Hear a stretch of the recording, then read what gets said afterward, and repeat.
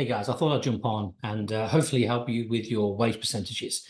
You see, I believe that your apprentices and even your unproductive staff, like your front of house, shouldn't really cost you a penny because I believe they should earn their keep. I think the front of house should earn one times their wage. I think apprentices should earn one times their wage also. And of course, your productive staff, they should earn three times their wage.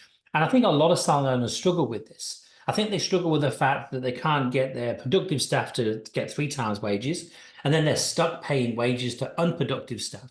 I use the word productive and unproductive as in making money and not making money, not by how many hours they work or what they do when they do work. Let me just dive in and show you exactly what I mean. So I think like apprentices, especially first years, like they can do things in your salon, be it hair or beauty. In our hair world, they can definitely do basin treatments. They can do some toners. They can do some colors. I don't mean full on color, but definitely application on the ends. Very, very easy to do that. And also with in beauty, there's plenty of other things you can do well. You know, if you're in a nail salon, something like IBX, you can get someone to upsell, or you can get someone to do maybe just start learning as you train them to first do maybe like brows or to do nails, etc. And as they learn, you can put them on the floor. You see, I believe as a salon to get your team that are productive to three times their wage, sometimes you might have to entice them by, maybe having little huddles. Now, a huddle is like a mini meeting. And what we do then is, let's say, for example, your day looks a bit like this. There's Mark, Chloe, Dave, and Jane, and they have 300, 100, 400, 600 booked in.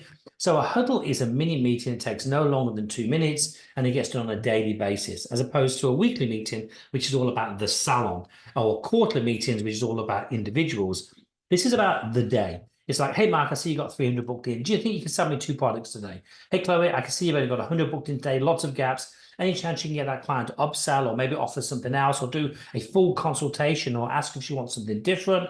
Or even maybe you can sell her a product or do a treatment. Hey, Dave, do you think you could do, you're pretty booked out. Do you think you could do maybe just 2 treatments today? Like, see what happens. Find out if anyone comes in with dry hair. Now, this isn't a sales pitch. This is like looking at that client and finding out, do they need stuff?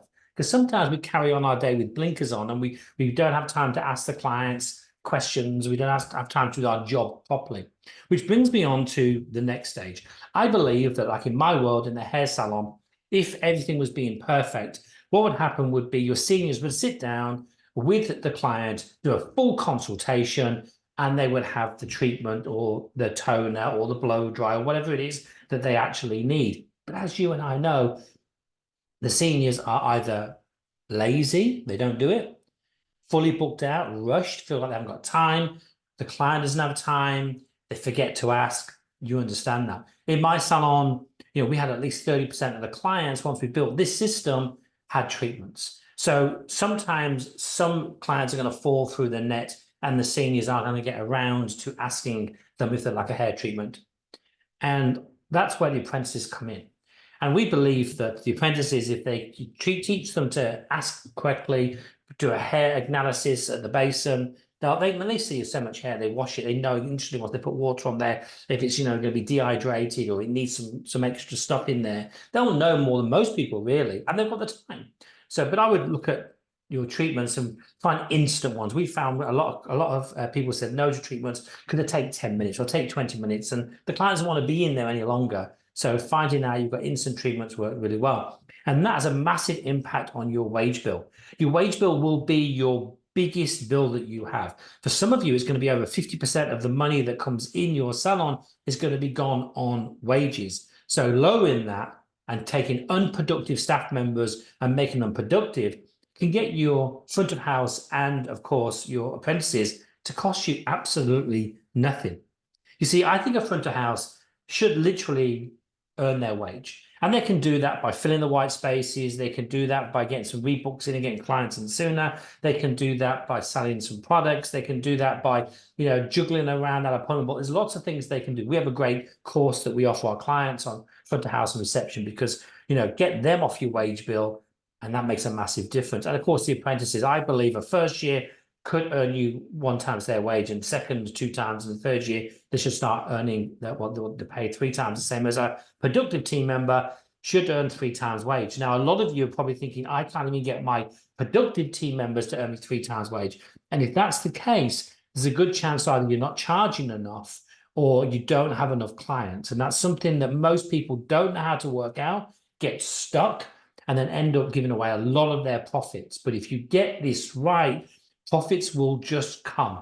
If you can get your front of house or your apprentice and get them off the wage bill, get your productive staff to earn 3 times wage, I promise you, you will have plenty of profits.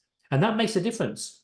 I believe that's working smarter, working on your team. So you've got weekly meetings to make it happen, setting targets, upselling, cross-selling. You've got retail. You've got getting clients in sooner. There are lots of things that you can do, but mostly your team will forget, just like you do.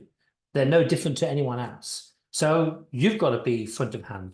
We find that when we coach a lot of people, some people like to know their numbers. Some people like to hopefully, have a mini goal every week. So we keep a scorecard for them, or some people do a scorecard monthly. But it makes a massive difference if you can actually know exactly on the day how much you need to take and you'll focus on what needs to happen.